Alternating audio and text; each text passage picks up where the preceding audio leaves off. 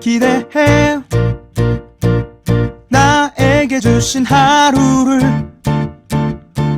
때론 피곤하고 일어나기 싫고 널 깨우는 알람 소리에 짜증도 나겠지만. 안녕하세요. 오늘도 부른 말씀 권순민 목사입니다. 쉬지 않고 나를 지키셨네. 오늘을 나에게 주셨네. 새 말씀 안에 주가 주신 사랑과 은혜와 능력. 오늘 우리에게 주신 하나님 말씀은 누가복음 7장 36절에서 46절까지 말씀입니다. 한 바리새인이 예수께 자기와 함께 잡수시기를 청하니 이에 바리새인의 집에 들어가 앉으셨을 때에 그 동네에 죄를 지은 한 여자가 있어 예수께서 바리새인의 집에 앉아 계심을 알고 향유 담은 옥합을 가지고 와서 예수의 뒤로 그 발 곁에 서서 울며 눈물로 그 발을 적시고 자기 머리털로 닦고 그 발에 입 맞추고 향유를 부으니 예수를 청한 바리새인이 그것을 보고 마음에 이르되 이 사람이 만일 선지자라면 자기를 만지는 이 여자가 누구며 어떠한 자 곧 죄인인 줄을 알았으리라 하거늘 예수께서 대답하여 이르시되 시몬아 내가 내게 이를 말이 있다 하시니 그가 이르되 선생님 말씀하소서. 이르시되 빚주는 사람에게 빚진 자가 둘이 있어 하나는 500데나리온을 졌고 하나는 50데나리온을 졌는데 갚을 것이 없으므로 둘 다 탕감하여 주었으니 둘 중에 누가 그를 더 사랑하겠느냐. 시몬이 대답하여 이르되 내 생각에는 많이 탕감함을 받은 자이니이다. 이르시되 내 판단이 옳도다 하시고 그 여자를 돌아보시며 시몬에게 이르시되 이 여자를 보느냐. 내가 내 집에 들어올 때 너는 내게 발 씻은 물도 주지 아니하였으되 이 여자는 눈물로 내 발을 적시고 그 머리털로 닦았으며 너는 내게 입 맞추지 아니하였으되 그는 내가 들어올 때로부터 내 발에 입 맞추기를 그치지 아니하였으며 너는 내 머리에 감람유도 붓지 아니하였으되 그는 향유를 내 발에 부었느니라. 아멘. 오늘 설교 제목은 누가 하나님의 밥상을 받을 것인가 입니다. 코로나 바이러스는 우리에게 많은 것을 앗아갔습니다. 그 중에 가장 아쉬운 것은 사람을 만나 식사를 하는 즐거움입니다. 예전에는 교인들과 함께 식사를 하고 차를 마시면서 이런저런 이야기를 나누면서 힘을 얻고 또 위로를 얻었습니다. 그러나 요새는 여러분들도 아시다시피 그럴 수 없는 상황입니다. 이제는 가족 이외에는 누군가와 함께 식사를 하는 것이 매우 두려운 일이 되어버렸죠. 심지어는 이 5인 이상의 가족들은 식당에서 받아주지도 않습니다. 그럼에도 불구하고 몇몇 교회들은 여전히 식사 모임을 포기하지 못하고 있습니다. 가끔 매스컴을 통해서 나오는 교회 이야기를 들어보면 예배는 방역 수칙을 잘 지키면서 드려놓고 꼭 나중에 함께 식사를 해서 이 무리를 일으키는 경우들이 있습니다. 왜 그렇게 위험 부담을 안고서라도 함께 식사를 하려 할까요? 한편으로는 그런 생각이 들더군요. 함께 밥상을 나누는 것이 얼마나 즐거우면 이 와중에도 함께 식사를 하려 할까? 예로부터 밥상은 단순히 먹기 위한 수단이 아니었습니다. 밥상은 삶을 나누는 장이요, 사람과 소통하고 정을 나누는 최고의 수단이었습니다. 누군가와 밥을 먹는다는 것은 상대방을 존중한다는 의미이며 상대방과 친밀한 관계를 맺고 싶다는 의미입니다. 서먹한 관계였다가도 밥을 한번 같이 먹으면 금세 친해지게 됩니다. 반대로 불편한 사람, 미운 사람과는 절대로 밥상을 나누지 않습니다. 이렇게 밥상을 나누는 것은 매우 중요한 의미를 가집니다. 이런 문화는 비단 우리나라에만 있는 것은 아닙니다. 특히 예수님이 활동하셨던 중동과 유대 공동체에는 더 중요한 의미였습니다. 그래서 그들은 아무하고나 밥을 먹지 않습니다. 성경에 누군가와 함께 밥을 먹고 또 먹을 것을 나누었다는 이야기가 많이 나오지 않습니까? 이런 이야기들은 결코 그냥 나오는 이야기가 아닙니다. 오병이어 기적이라든지 또 예수님과 제자들이 나눈 최후의 만찬, 이런 이야기들은 성경에서 괜히 나오는 이야기가 아닙니다. 오늘 본문에도 예수님이 누군가의 초청을 받아서 함께 식사를 나누는 이야기가 등장합니다. 그 대상은 누구였으며 그 식사 자리에서 어떤 일이 있었는지, 그리고 그 이야기가 지금 우리에게 어떤 의미가 있는지 한번 살펴보도록 하겠습니다. 36절을 보면 한 바리새인이 예수님께 함께 잡수시기를 청했다라고 합니다. 보통 예수님과 바리새인의 사이가 안 좋았다고 생각을 하는데 개중에는 예수님과 친해지려 했던 사람들도 있었습니다. 니고데모와 같은 사람이 대표적이겠지요. 여기 또 시몬이라고 불리는 바리새인도 예수님께 호감이 있었던 것 같습니다. 그래서 예수님과 개인적인 관계를 맺기 위해서 예수님을 초청했습니다. 이 시몬이라는 바리새인 입장에서는 손해볼 것이 없는 자리가 아니었을까요? 당시 예수님은 선지자로서 존중을 받던 분이기 때문에 예수님과 함께 식사를 했다는 것은 시몬에게도 좋은 일이었습니다. 그런데 그 자리에 초대받지 않은 손님이 난입했습니다. 그 손님은 여성이었고요. 또 39절을 보면 어떤 죄인지는 모르겠으나 유대 사회에 꽤 소문난 이 죄를 지었던 여성이었다고 합니다.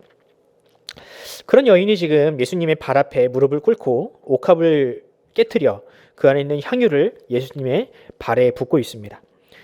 그리고 그 발에 입을 맞추고요. 자신의 머리카락으로 눈물과 그 유향을 머리로 닦습니다. 그 값비싼 향유를 예수님의 발 닦는 용도로 사용하고 있고 그것도 머리카락으로 예수님의 발을 닦는 이 모습을 모두가 숨죽여 바라보았습니다. 굉장히 감동적이지 않습니까? 그런데 이 감동적인 장면을 보고 모두가 감동한 것은 아닙니다. 예수님을 초청했던 이 시몬이라는 바리새인은 기분이 나빴습니다. 왜냐하면 이 자신이 어렵게 만든 이 예수님과의 식사의 자리를 그 여인이 망쳐버렸기 때문입니다. 그래서 그는 속으로 이렇게 생각합니다. 예수님이 진짜 선지자라면 저 여인이 얼마나 큰 죄인인지를 알 텐데 그것을 알았다면 감히 자신을 만지지도 못하게 했을 것이고 이렇게 이 식사의 자리가 망가지지 않았을 텐데 아마도 예수님은 그것까지는 알 수 없는 가짜인가 보다. 이런 시몬의 속마음을 통해서 그가 평소에 어떤 사람인지 우리는 알 수 있습니다. 그는 자신이 죄인이라고 생각하는 사람과 일절 관계를 맺지 않던 사람입니다. 그는 오히려 죄인을 비난하고 자신보다 못한 사람을 업신 여기는 그런 사람이었습니다. 예수님을 초청한 것도 마찬가지입니다. 예수님이 명성이 있고 또 자신을 돋보이게 만드는 데 도움이 되어서 그랬지 예수님에게 자신의 영혼의 문제를 의뢰하기 위하여 예수님을 초청한 것이 아니었습니다. 만약 그가 예수님을 정말로 선지자나 혹은 메시아로 생각했다면 그 손님에게 마땅한 예를 갖추어야 했겠죠. 하지만 그는 그렇게 하지 않았습니다. 왜냐하면 그렇게 하는 행동, 물을 떠서 손님의 발을 닦아주고 또 그에게 유향을 바르는 이런 행동은 자신을 낮춰야 하는 일이고 그런 것은 자신의 명예를 더럽힐 수 있다라고 생각했기 때문에 그렇게 하지 않았습니다.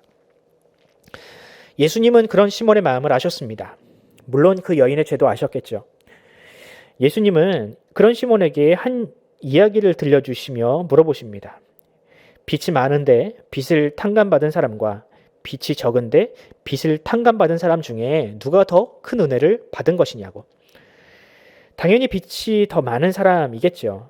그러면서 예수님이 말씀하십니다. 죄가 많았던 이 여인은 하나님께 더 큰 은혜를 받았다고. 하지만 자신의 죄를 돌아보지 않고 죄인을 비난하는 그런 사람은 하나님의 은혜를 받을 자격이 없다고. 사랑하는 성도 여러분, 하나님의 기준은 결코 사람의 기준과 같지 않습니다. 하나님이 우리에게 밥상을 받으시는 것이 아쉬운 분이 아닙니다. 우리가 아무리 세상에서 날고기는 인생을 살았어도 하나님 앞에서는 그저 모두가 죄인일 뿐입니다. 그런데 우리가 세상에서 조금 인정받고 잘 나간다고 교회에서도 하나님 앞에서도 같은 방식으로 대접받기를 원한다면 우리가 과연 하나님의 긍휼을 받을 수 있을까요? 반대로 자신을 하나님 앞에서 죄인으로 인정하고 또 고백하는 자에게 하나님은 긍휼을 베푸십니다. 그리고 하나님은 오히려 그런 죄인들에게 먼저 밥상을 나누어 주십니다. 어떤 밥상입니까? 바로 예수님이라는 밥상입니다. 예수님의 몸으로 빚어진 떡과 예수님의 피가 담겨 있는 잔을 그 밥상을 우리에게 주십니다. 그 떡과 피는 우리에게 영생을 주며 세상 그 어떤 것으로도 채울 수 없는 영혼의 목마름과 또한 영혼의 허기를 채워 주십니다. 여러분, 이것이 바로 예수님께서 이 땅에 오신 목적입니다. 사랑하는 성도 여러분, 과연 우리는 어떤 삶을 살아야 할까요? 대접받기를 원하고 타인 위에 군림하는 삶입니까? 교회에서도 자신의 사회적 지위와 공로를 자랑하는 삶을 살겠습니까? 안타깝지만 그런 사람은 이미 상을 받을 만큼 받았으니 더 이상 하나님으로부터 받을 상은 없습니다. 하지만 하나님의 은혜를 최고의 가치로 여기고 자신의 죄를 인정하고 자신을 가장 낮은 자리에 두는 이 여인과 같은 사람은 하나님으로부터 가장 큰 상, 예수님이라는 가장 위대한 밥상을 받게 될 것입니다. 바라기는 우리 모두가 이 상을 받기를 원합니다.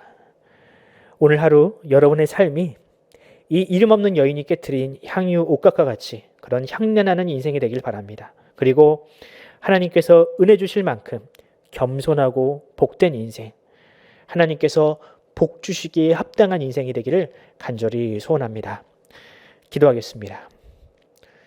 하나님 아버지, 은혜를 감사합니다. 주님, 우리가 세상에서 아무리 잘 나가도 그저 하나님 앞에서는 못난 죄인의 한 사람일 뿐입니다. 우리가 돈이 아무리 많다 한들 하나님 앞에 그것이 과연 가치가 있겠습니까? 하지만 주님, 우리가 하나님 앞에 부족함을 고백하고 우리의 나약함을 인정하고 우리가 스스로 죄인임을 고백할 때에 하나님은 우리를 의롭다 여겨주십니다. 주님, 우리가 그 상을 받기를 원합니다. 바로 예수님이라는 밥상, 그분의 떡, 그분의 살과 그분의 피로 만들어진 그 밥상을 받기를 원합니다. 아니, 우리가 이미 그 밥상을 받은 줄로 믿습니다. 바로 성경을 통하여, 말씀을 통하여 주시는 그 상을 우리가 받은 줄로 믿습니다. 우리가 그것을 귀하게 여기고 우리 삶 가운데 구석구석 채워 넣어 우리가 하나님 앞에 은혜 받은 자로서 살게 하여 주시옵소서. 감사드리며 예수 그리스도의 이름으로 기도드립니다. 아멘. 우리가 함께 기도합시다. 우리 주변에는 이 여인과 같이 음지에서 자신의 죄 또한 자신의 아픔을 놓고 눈물을 흘리는 사람들이 많이 있습니다. 우리가 하나님 앞에 먼저 된 자로서 우리가 이웃을 돌아보고 우리 이웃들에게 따뜻한 밥상이 되는 그런 인생이 되었으면 좋겠습니다. 우리 교회가 그런 삶을, 그런 사명을 감당케 해달라고, 우리를 아는 모든 이들이 하나님께서 주시는 따뜻한 밥상을 누리는 인생들이 되게 해달라고 기도해 주시기 바랍니다. 그리고 우리의 자녀들과 우리의 교인들을 위해서, 교우들을 위해서, 또 코로나로 신음하고 있는 이 나라의 많은 이들을 위해서 우리가 함께 이 시간 기도하면서 오늘 하루를 시작하겠습니다. 함께 기도합시다.